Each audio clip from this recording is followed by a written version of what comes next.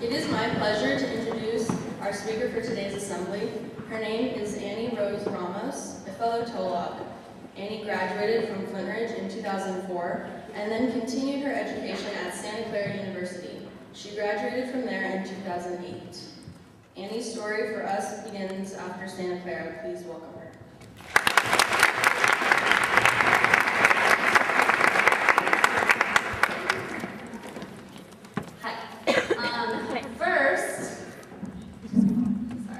First, I would like to introduce to you today my sister and my mother. If you could come on up here, that'd be wonderful.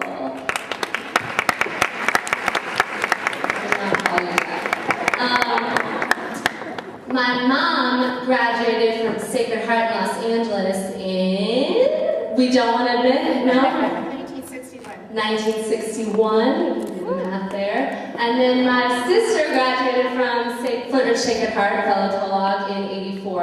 And she is a fabulous doctor in Santa Barbara. So, we have that here. It's a pleasure to be here today to speak to you girls a little bit about my experiences living in Africa. I've lived in Africa for about 2 years now, almost, as a Peace Corps volunteer in Botswana. Now, a little morning trivia for you here to get you on your toes. Do any of you know maybe what Peace Corps is? Anybody? No? All right, holler to the back. What is it? Perfect. Fabulous. It is a volunteer program. It started in 1960 by JFK, and basically 27-month commitment to anywhere in the world, including 3 months of training. Second question for you today, trivia here. Where is Botswana? Alright, that's way too like a neighboring country here. Zambia.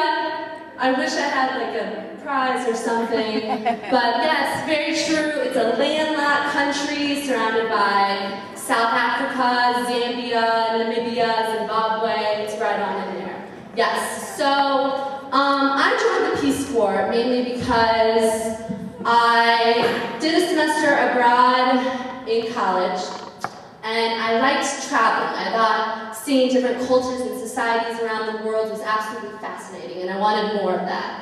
And I had a strong background in service to those less fortunate. That was nurtured here at Flintridge and continued to be nurtured at Santa Clara with my Jesuit education. So I thought Peace Corps was a perfect amalgamation of both service and traveling, so I signed up. And after I graduated from Santa Clara in 2008, 8 months later, I found myself in Botswana. And I had no clue my life was going to be the way it was when I got there. I mean, I remember coming off the plane in South Africa, taking an 11-hour bus ride to Botswana, getting to my village that I'm training at, and being like, okay, there's no planes, no trains, no automobiles, but I will take the first goat that leaves out of this country back to an airport because I need to get out of here. This is just not for me. I mean, the craziest thing I've done, I think, was wear like white in winter. I was just not okay with this. And it was somewhere between like, given the option of pooping, sorry, excuse my language, but literally pooping in a bucket or a cockroach-infested outhouse that I was like, no, this is not happening. I'm leaving as soon as possible. So I just went to bed and thought, I have to last more than a day because I can't come home and tell my friends I lasted a day. And so I got up and I was like, make it to the end of this week. And I made it to the end of the week, and then I was like, all right, make it to the end of the month. And then the next 6 months, and then the next year, and a year and a half, and here we are today, day by day. So, you know, one step at a time, I think, is what's most important. Back to my speech here. And then what I wanted to talk to you a little about today, let me just give you an idea about my daily life in Manoku, that's the name of my village. I wake up in the morning and I go and fetch my water. I to go and fetch my water. And if I'm lucky, my sisters and brothers, I live on a plot of land that I share with another family. If I'm lucky, they've gone to get my firewood and started a fire for me.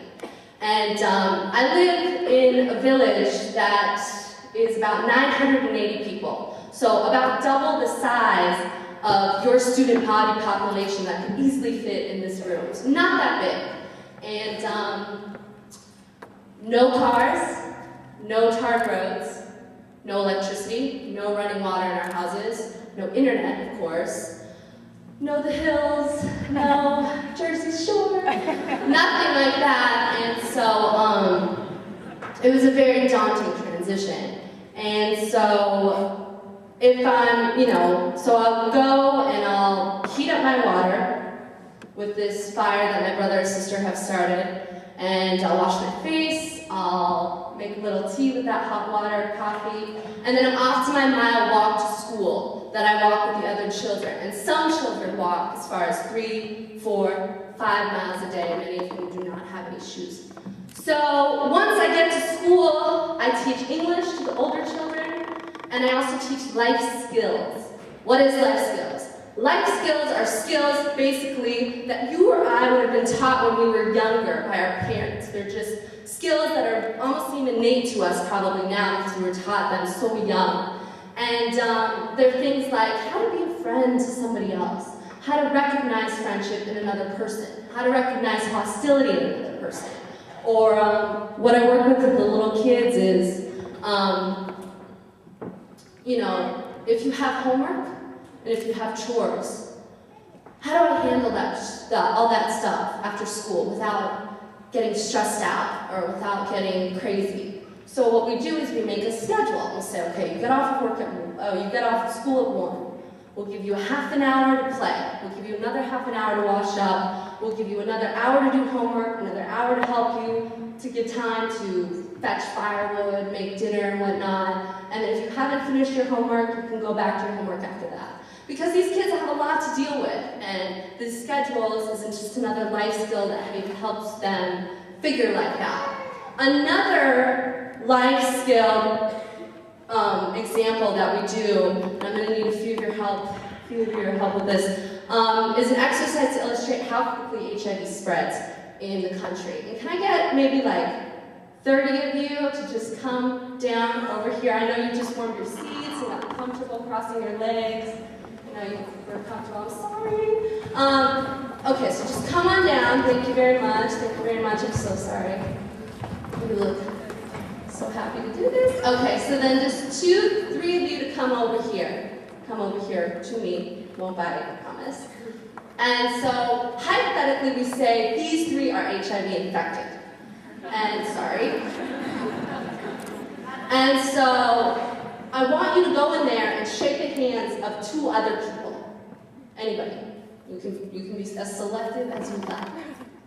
And then those 2 people shake the hands of 2 more people. And then so on and so on. Just go on shaking the hand, okay, and then stop. Stop. And then raise your hand if you've had your hand shaken, shaken, shook. Okay.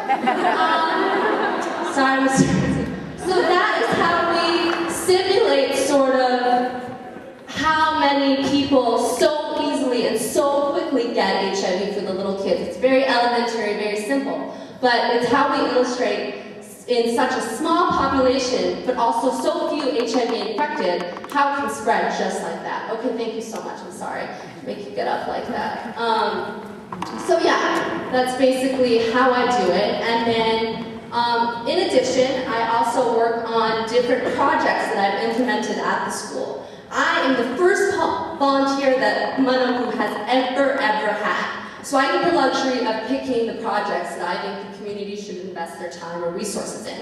And some of those are the village library. I worked with Barclays Bank. I don't know if any of you know Barclays Bank, but we worked with them and they built us a free, brand new community small library room. That was beautiful, and we're still working on a few glitches with electricity before we can finally open that. And we also worked on a community village playground We worked with the U.S. Marines and Marine Corps and the ROTC. They came into our village and built us a playground. And on the first day that it opened, there were about 300 people that came to see it because nobody had ever seen swings and playgrounds before. So they all came out and wanted to ride the swings. So that was fun. And right now we're working on an amphitheater, similar to the one you guys have outside, because in our village, the only place that we have for community social settings are the local village bars. And as you can, I'm sure, imagine, that's not really very good. So we want to create this social setting for people to have and gather around. So that's what we're working on right now. And back to my day, around 1 o'clock, I returned back to my home because 1 to 4 are very most important days of the hours of the day because the sun is still up, I still have that sunlight, and I am fetching more water, I'm boiling my water, starting my fire to boil my water for my backwater. I am boiling my drinking water the night before so that it can cool during the night, so I wake up and have cool drinking water during the day so I don't have to drink boiling hot water.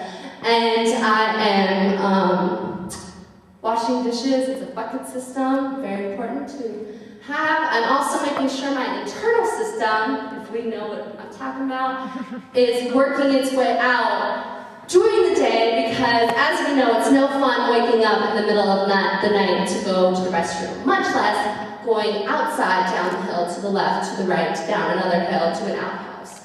So we make sure that gets out during the day. I think we all get what I'm talking about. So that's what happens, and yeah, that's pretty much my day. When the sun goes down, so do I, and that's it. So, woo. For those of you who are in the countries of sub-Saharan Africa, which includes Botswana and a lot of those other countries that I spoke about, Peace Corps volunteers have the prime objective of working on HIV and AIDS prevention. Why? Well, HIV is spreading, of course, in countries like Russia, China, India, all these places that have large populations. But sub-Saharan African countries are unique because they have a prevalence rate unlike any other. What is a prevalence rate? You have, it's the amount of people, the percentage of people who are HIV infected. So you have a population, and then you have a smaller population that is HIV infected. That percentage is the prevalence rate. And sub-Saharan countries in Africa are unlike any other because their prevalence rate are the highest in the world. They're over 30%. What does that mean? It means 1 in every 3 people are infected with HIV. And I wanted to learn more about this because every issue, every experience I was having in my village was so intertwined with HIV. And how could you not when you've got such a high prevalence rate and such a low, small population? I mean, for a country that only has 1.6 million people, it really called survival into question. In my village, 1 out of 3 people was infected. If you look to your left right now, and you look to your right now, 1 of you, including yourself, would have HIV. So I wanted to learn more. I wanted to figure out what was causing such destruction in my village. And what I did was I found out that in 1981, HIV, first outbreak, was found in America, in New York and San Francisco. And it was called Day-Related Immunodeficiency Virus, GRID. 1982, 452 outbreaks were reported among homosexuals and heterosexuals. And so they changed the name to immunodeficiency virus syndrome, AIDS. So HIV researchers said, we want to figure out where acquired immunodeficiency virus syndrome, sorry, that was bothering me in my head. So HIV researchers wanted to figure out where this was coming from, and they traced it back to Haiti. Well, they went to Haiti, it's an island, it's a small island, and they figured, where did it come from? Well, they then traced it back to Africa. And let me give you a little groundwork here. In Africa, every single country, including, minus Ethiopia, but every single country was colonized by a European country. So Botswana and South Africa, colonized by Britain. Namibia was colonized by Germany. Mozambique was colonized by Portugal. Congo was colonized by Belgium. In 1960, Belgium gave the Congo their independence, and the Congolese had no clue what to do. They did not know how to run a country. They've never had to before. So the UN came in and said, whoa, you need help. We're going to recruit professionals from around the world to help you guys stand on your own 2 feet with this new country. And what they did was they went to Haiti, picked up professionals, brought them back to the Congo, and that's where the Haitians picked up this disease. And we know in broad strokes where HIV came from. They've traced it back to CIV, something called CIV, simian immunodeficiency virus, found in primates or chimpanzees. And you know, it's not that crazy for viruses to skip between species, including human species. Think of bird flu, think of mad cow disease. I mean, that was a horrible face. Please do not do that to me. Think of mad cow disease. So, you know, this happens, and it wasn't that abnormal back then for people to consume monkeys. I mean, listen, in my village, people still consume things like worms and goat tongue and chicken intestine, all of which I've tried. And so, you know, just don't talk to me about things that are weird to eat. That's just around the country, people eat interesting, different things. So we traced it back, and that is a little bit of the history of HIV. And I just wanted to really learn more because I think in America, a lot of people perceive the popular perception about AIDS as it's among, you know, back to that grid notion, it's among gay people, it's among drug users. And in Africa, that's just not the way it is. The transmission is mostly through heterosexual intercourse and mother-to-child transmission. So, that was really what I was going through, and one prime example I have in this little thing. Let me find my place. Hold on 1 second. Tapiso. He is my example for the day. Tapiso is this little boy who I fell in love with immediately. He was just the sweetest boy. He couldn't walk, and not because he was born that way, simply because of an accident. And what happened was, Tapiso was on a donkey cart. What is a donkey cart? It is a wagon, essentially pushed by 2 to 4 donkeys. And like I told you, I have to go and fetch my water, and there are these pumps that people from around the village, there's only a couple in the village, and you have to go and get your water from these pumps. And some people live really, really far away from these pumps. So what they do is they construct these wagons, and they take them to the pumps, and they, you know, bring their buckets and all their containers, and they come and they get the water and they go back. I mean, this is their form of transportation. They don't have cars or anything like that. So they take their wagons, or maybe they go between houses and farmlands or whatnot. So Tapiso was on this donkey cart. He fell off, and in an attempt to go and pick him back up, the donkey cart driver ran over his legs and his hips, broke everything.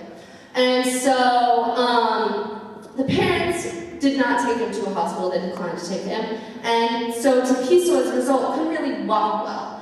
And then a couple years later, he fell again, and walking just became unbearable. He would prop himself up from tree to tree on his 3-mile walk to school. That's how many miles he had to walk to school. And it got so bad that myself or the other teachers would send older kids out to look for him because, you know, school started at 8, we get to 10, 11, 12, we would never see Tapiso. And so they would find him on the road, carry him back to school on their backs. So I started going to Tapiso's mother's house with an ambulance driver from a neighboring village, begging her to put her and her son into the ambulance because the hospital, the nearest hospital, is an hour away. So I would go on a weekly trip to Tapiso's mother's house, saying, please, please, please, put your son in this truck. And, you know, this really harkens back to the 2 issues here. One is that there are no doctors or nurses. There's no nurse in my village. Why? Because we haven't had a nurse in 3 years. She died of AIDS. We don't have doctors. They've all died of AIDS. This cycle is vicious and pernicious because all of the teachers that we would have had died of AIDS. So children stop going to school, or they get folded into larger classes, which makes them even more likely to stop going to school. So then, that's less children going on to secondary school, which makes that less children graduate, which makes it less candidates to be able to go to grad school, med school, teaching school, which means you have less clinicians there to put teachers on the ARBs, which are medications for HIV-positive people, for them to stay alive and teach children in the first place. So it's just this destructive cycle with no end. It's just ruining the future for future generations of Africans. And the second issue is that, well, along those lines, I do believe that Tukiso's mother would have taken him to the hospital if there was another doctor or nurse there to better explain the situation, who was from Botswana. But on the second issue, it really made me question my effectiveness as a change agent there in Botswana, as a Peace Corps volunteer. I was so insecure about this experience. I mean, if I can't help this child who's hurting, what am I doing there? Why am I here? And I think we all go through this, and the value in this experience is that when you take yourself out of your comfort zones, with Peace Corps and a lot of, I think, service opportunities challenge you to do, you begin to challenge yourself about the values that you think and what you believe, and I think it makes us more open-minded, civically thinking human beings. And that's what's important. And you know, HIV is problematic because it makes us confront those tricky issues of sex and drugs and inequality and things that we are least likely to change or be open to honest discussion.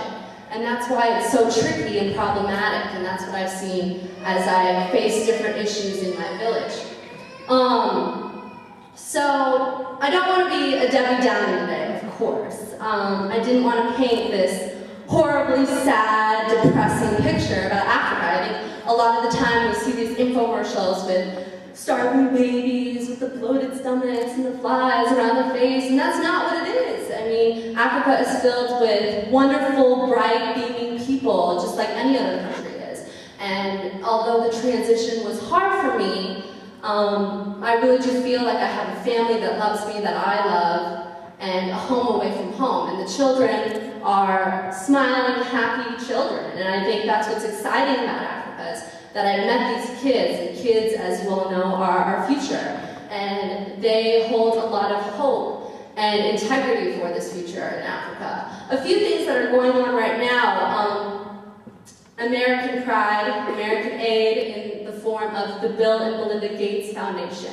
And they have been making great strides in African countries with things like malaria. They've put millions of dollars into a vaccine that has not been found yet, but they're working on it. And malaria nets are being dispersed by Bill and Melinda Gates everywhere and anywhere. I have a Bill and Melinda Gates mosquito net above my net right now, my bed right now, and it does help with the prevention of mosquito bites, which is how you get malaria, and a potentially fatal disease if it's not treated.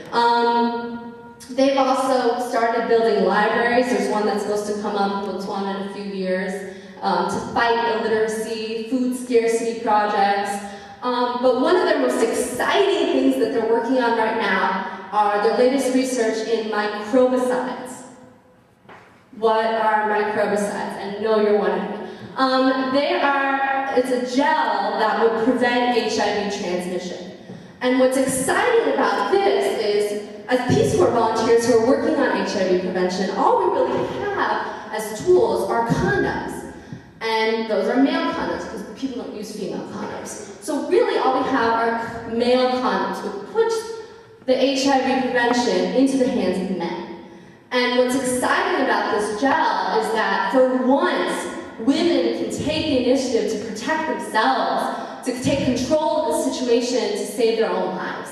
And this is the first time we're seeing a prevention method that includes women so that they can use this gel to prevent HIV transmission. So that's so exciting. The day, they're still testing this, and we're showing more and more effectiveness. We're up to 39% effectiveness. And the day that they'll be able to disperse this gel will be a fabulous one. I won't be in Africa when that happens, but it will be wonderful. And secondly, I do believe that Africans need to take their own initiative to help their own people. It's a huge responsibility and a step that they need to take. And a great example of this is a good friend, Botswana's very own Unity Dow. She is one of the first female lawyers, an international judge, and a real crusader for women's equality. To give you an idea, in Botswana, men still have to pay 8 cows, like living cows, for their wives. It's called lobola, which literally means a bride price. So they have to pay 9 cows to a woman's family in order to get their bride. So they kind of still look at it, not all, but most, still look at it as a purchase and as a wife being someone's property, which makes it really difficult to fight for gender equality, women equality, and just the good treatment of a wife. And Unity Dow helped us, Peace Corps volunteers, including myself, open a battered women's shelter for women in our neighboring village, which is fabulous. And she's also, lately taken up the issue of HIV and AIDS epidemic that she's fighting for, and a great advocate for this. And last but not least, Peace Corps volunteers. We do some good. And so, not to be narcissistic, but we have made great strides, and we are working as of late on a teen club with other doctors from Botswana. We started this teen club because we wanted kids who are HIV positive to have a safe place to go. So we meet with them once a month, and what we do is we tell them how to take their medications responsibly. That's hard for a young kid who has to take a lot of meds. We tell them what foods to eat. They're living with a fatal disease that's constantly fighting their immune system and making them more susceptible to infectious diseases.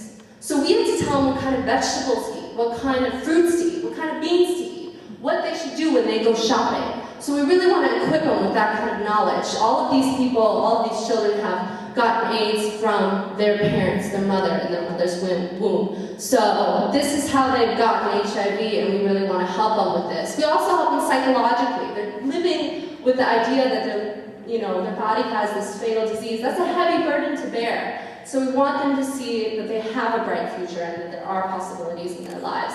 And so, those are a few things that we're doing right now. And now more than ever, I'm inspired by women. It's one of the reasons why I wanted to come and speak to you all today.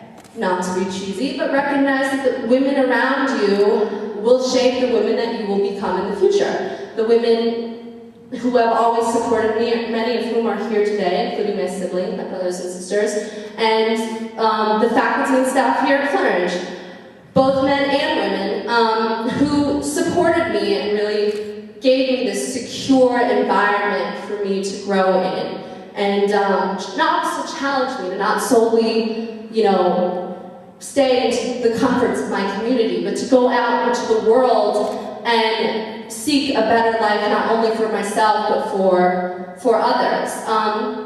Just know that there are so many opportunities for you as you go in life to help others.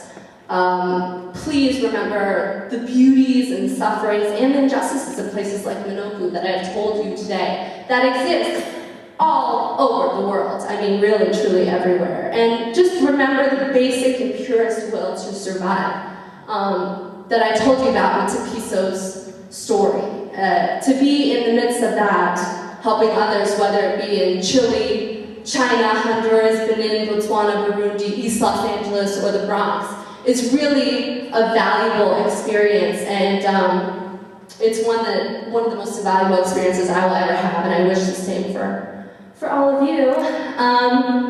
I was where you were sitting not too long ago, believe it or not too long ago, And I had a hunger to see places and to discover what was beyond our borders. I wanted to help people who never got the help that humans in this world deserve. You too can see the world, and I hope I have inspired you to do so. Okay, well, thank you so much.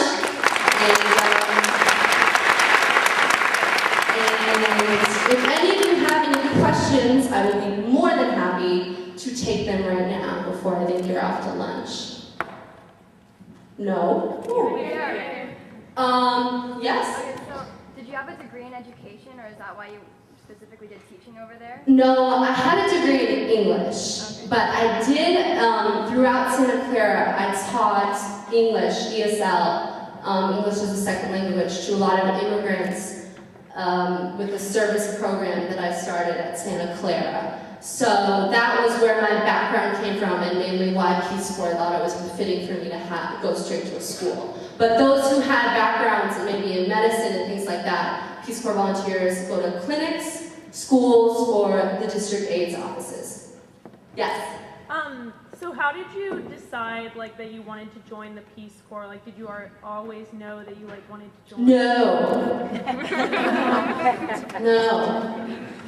I definitely didn't know it when I was sitting there. But as my senior year progressed at Santa Clara, I really, it felt more right and right to be able to have this opportunity where I could see places of the world. I love traveling. And I also thought it was pretty cool that I could help people at the same time. So when the Peace Corps recruiters came to Santa Clara, I was like, this is for me, and signed up and was off. Yes? No. So that was another obstacle. I had to learn Botswana, which is, of course, one of the most valuable, useful languages in the world. So I had to learn that, and it was very, very difficult. Kebua Botswana. So yes, it was hard. And I still don't know that much of it, but my brothers and sisters will walk around with me and help me, tutor me still today. Yes?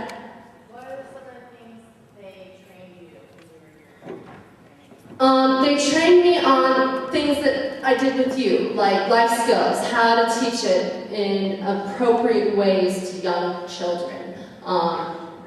Kindergartners in Africa know how you get HIV. They know anything about it if you ask them.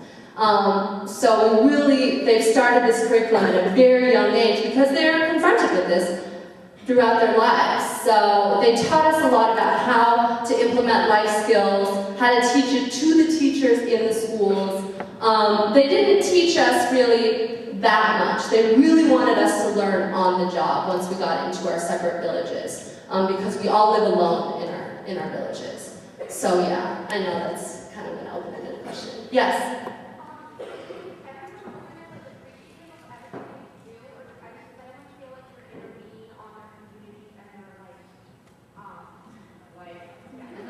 But I gotcha.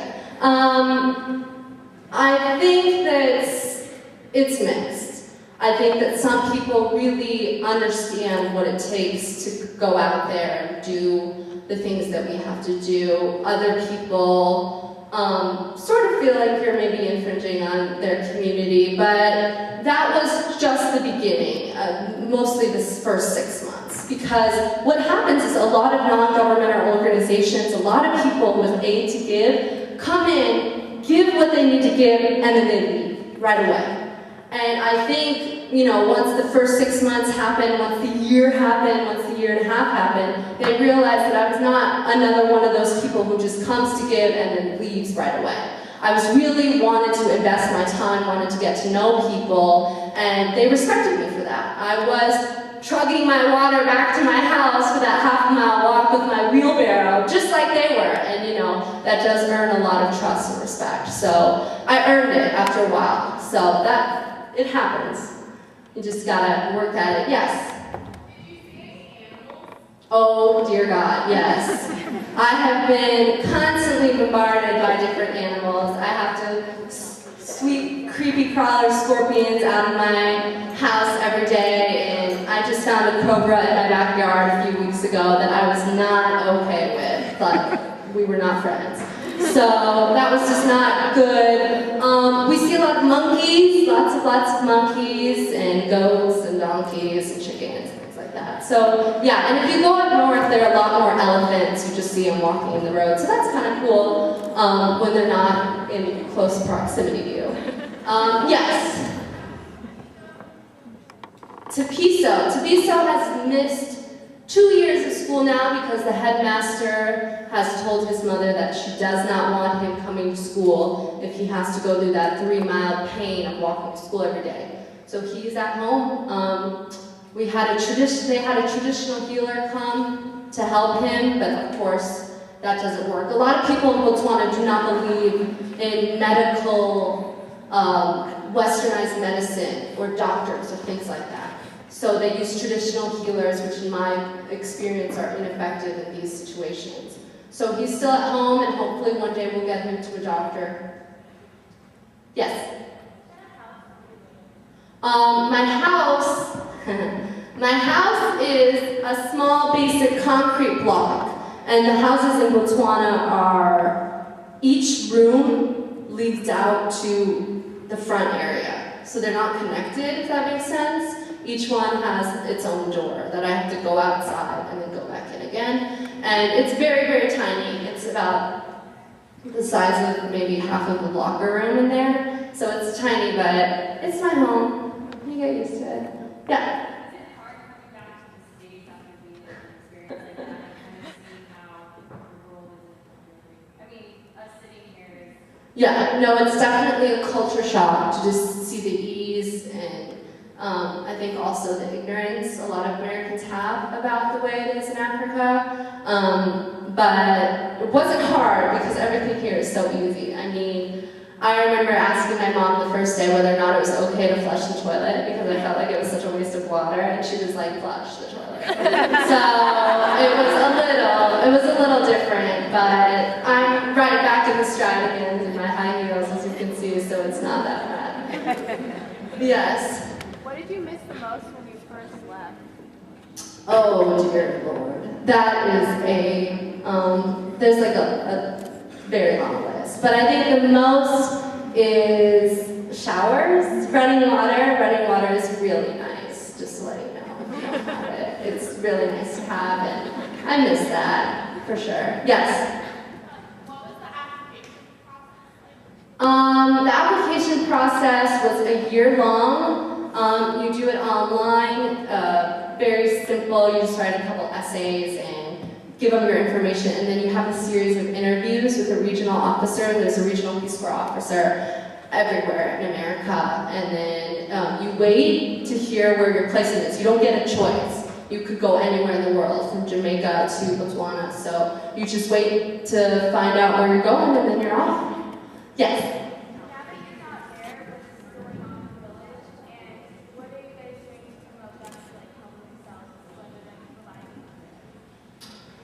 What am I doing to help them promote? Well, I have to go back. I'm not done with my Peace Corps service. I've got about 5 months. So I go back next week to Africa, and I'll pick up right where I left off. I hope that, I will be in contact with the next Peace Corps volunteer. Every village is guaranteed 3 Peace Corps volunteers, which that means since we're 2 years each, 6 years. So I hope to be in close contact with the next Peace Corps volunteer to hear, what's going on and offer any advice that I have. But I will be going back and picking up right where I left off. Okay, yes? So how do you stay in contact with your family while you're over there? Do you write? That's really difficult because there is not really very good cell phone service out there. I have a very dinky toy phone cell phone that I use in Botswana, but my mom tries to call me once a week, and we get cut off inevitably after about 10 seconds, and that's my contact pretty much, which is kind of lame, but what are you gonna do? Yeah. What are your plans in the future after you I'm going to grad school. I'm deciding between law school and journalism school, because I either want to go to law school and work with international law, helping the people that I've seen, like in places in Monoku, or I would like to write about it in order to better inform people around the world about what's going on. So we'll see where I get in. Yes. Yeah, sorry, I'm sorry. Time out. There, yes. Excuse me? Either or.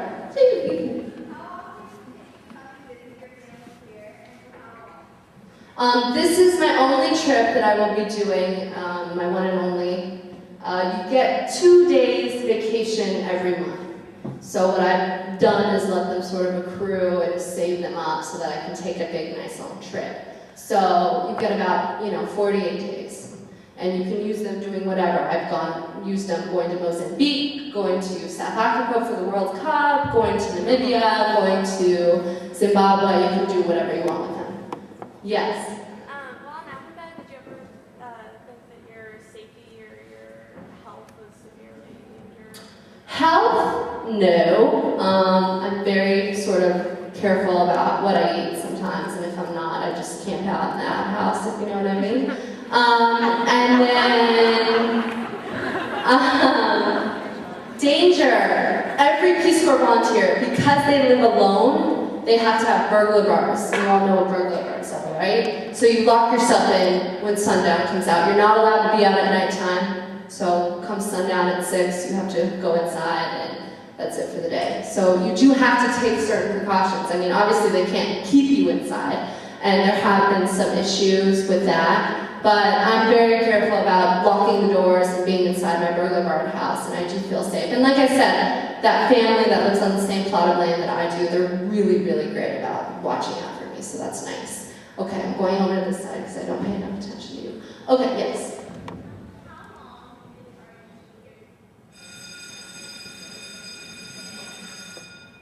I'm sorry, what? It varies. I've done, Mozambique was like a week, World Cup was only a few days. It just depends on how much vacation days I've saved up at the time that I feel like I can take without getting in trouble. Yes? I get up at around 6, so not incredibly early. I am not a morning person, so that is why I told you I just wash my face in the morning and go, because I don't like to get up in the morning, and I get up as late as possible, but yeah, 6. Yes? Either or.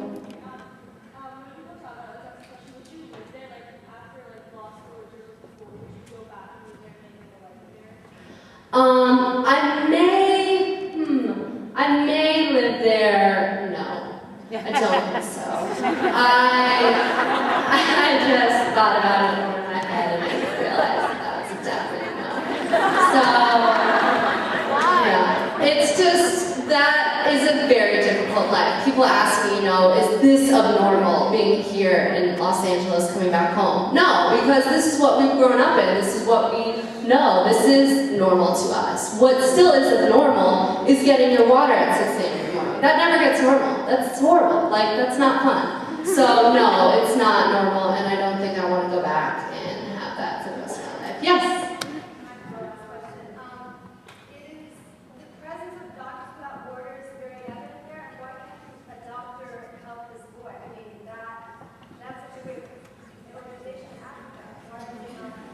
No, I definitely agree. Doctors Without Borders, we haven't seen them too much. We really are in a rural village. We don't see a lot of people too much. So I've tried to get doctors over to our village, but they're so busy in their villages with the people that they have to see, in their area, that they don't have time to take a 3 or 4 hour drive out to our village in the middle of nowhere for one kid. And like I said, I tried to get her to come in the ambulance to go to the hospital. She just does not believe in modern medicine. She had another child die in the hospital, and I get it, traditional healers are the way to go in our rural villages, and we're trying to change that stigma about doctors, but it's a slow process. Change is not something that people are warm up to in our village. Thanks. Yes?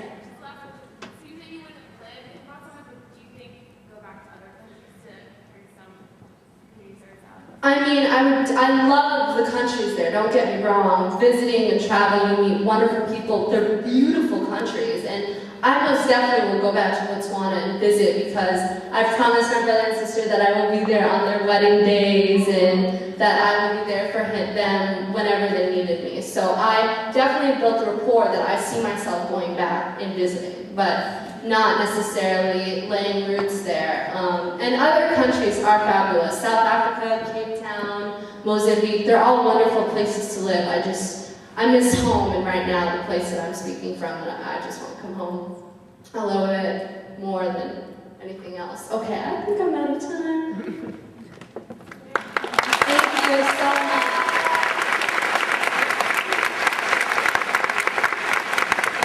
Thank you so much, Ms. Ramos.